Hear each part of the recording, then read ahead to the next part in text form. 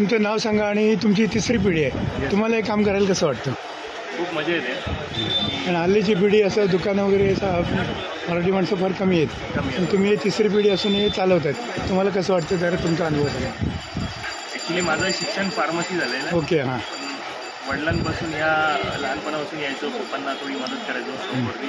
त्यामुळे आवड या क्षेत्रातली होती, मग या क्षेत्रातच पुढे कंटिन्यू करायचं ठरवलेलं. फार्मसी करता करता तुम्ही मेवा सम्राट झालात. येस. आणि याची क्वालिटीबद्दल काय सांगाल? आपल्याकडे भरपूर व्हरायटी आहेत. म्हणजे बदामध्ये आपल्याकडे 5 क्वालिटी आहेत, काजूमध्ये 5. तशा प्रत्येक व्हरायटीमध्ये आपल्याकडे 5-5, 4-4 आणि क्वालिटी. जसं कस्टमरला पाहिजे तसं तुम्ही देऊ शकता. खूप कमी ठिकाणी असतं की प्रत्येक क्वालिटी खूप कमी असतात. काही दुकानात आपल्याकडे भरपूर व्हरायटी आहे. म्हणजे कमीत कमीपासून ते भारी क्वालिटी आपल्याकडे अवेलेबल आहे. म्हणजे किती ऑर्डर दिली तरी तुम्ही ती पूर्ण करू शकता. 100% पूर्ण करू शकतो. धन्यवाद. थँक्यू.